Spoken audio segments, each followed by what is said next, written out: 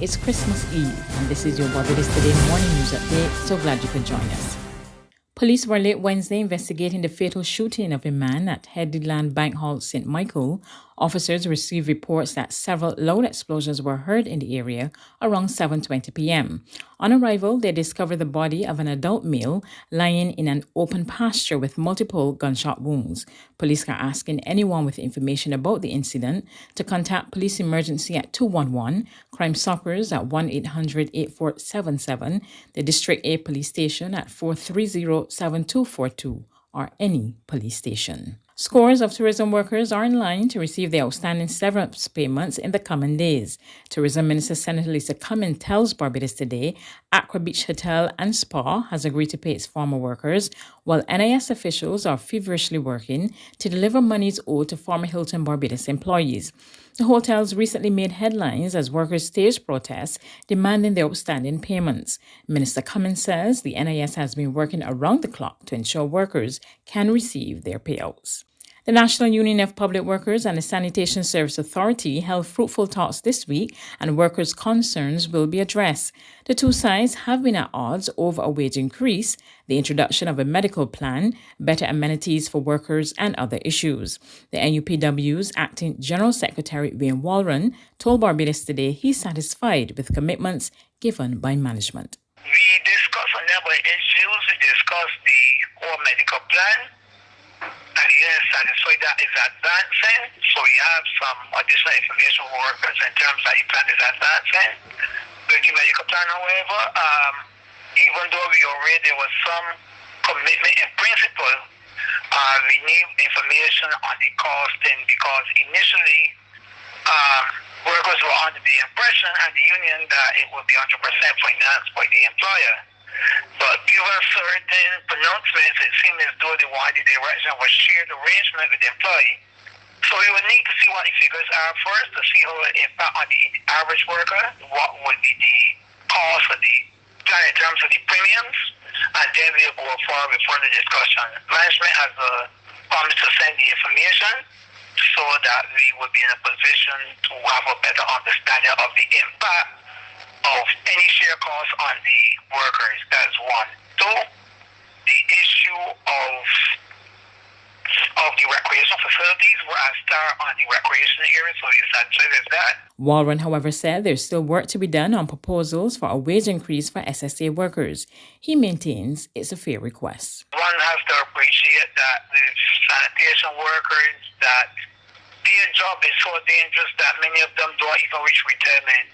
They actually sacrifice their lives to the nation to ensure Barbados landscape is clean. So this upgrade is something you have to look at carefully. Obviously, we understand we're in an economic environment, but even against a question about the environment, we can get some kind of commitment or appreciation for what these workers are worth. We could come to some amicable agreement. Even if we work with logistics as to when it can happen in terms of having these workers actually upgrade. Acting Chief Medical Officer Dr. Kenneth George is working with police to prosecute persons who breach the coronavirus protocols. His comments come on the heels of recent protocol breaches that in one instance led to a small cluster of COVID-19 cases on the West Coast. Dr. George made it clear the Ministry of Health will be going after those responsible for the latest breaches. According to the emergency COVID-19 protocols, quarantine breaches can attract a maximum fine of $50,000 or 1 year imprisonment or both. There's regional and international news after this short break.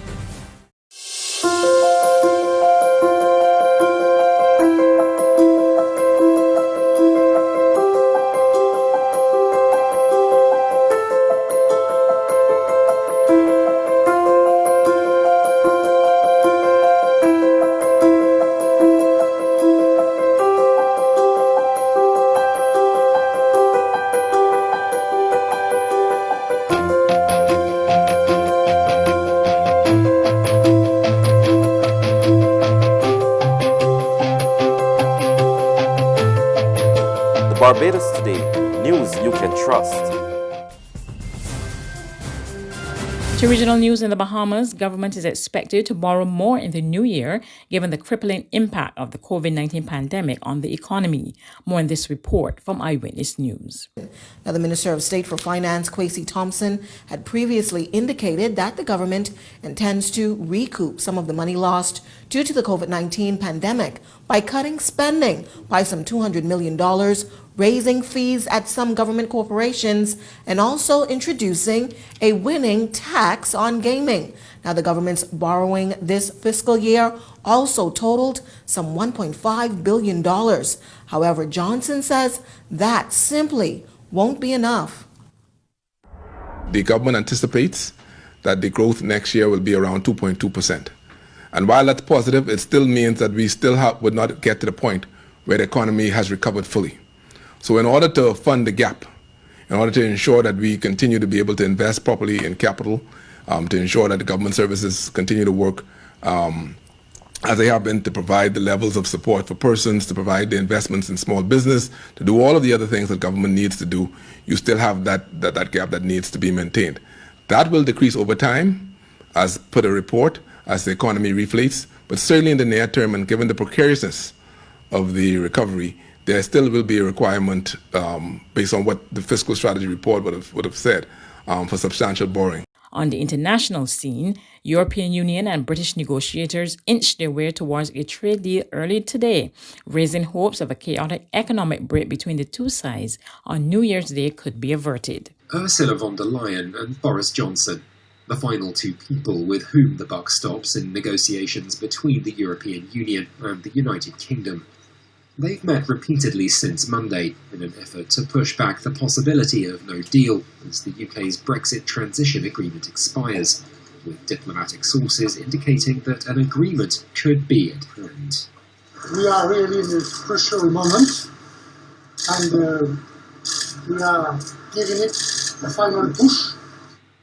A final stumbling block: access for European fishermen to British waters, and the €650 billion worth of fish caught every year by the EU at the centre of discussions. A French source pointed to what were referred to as huge concessions on London's part. Despite the fishing sector's weaker economic worth compared to other areas, it carries deep political importance for several European states, with the UK making it a particular symbol of its sovereignty following its departure from the EU.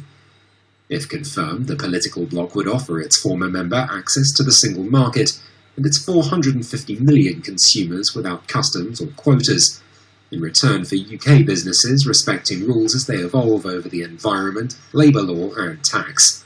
That's news, but for the very latest, visit our website at www.barbadostoday.bb. You can also subscribe to our e-paper, email updates, or like us on Facebook, and sign up for our breaking news alerts via WhatsApp.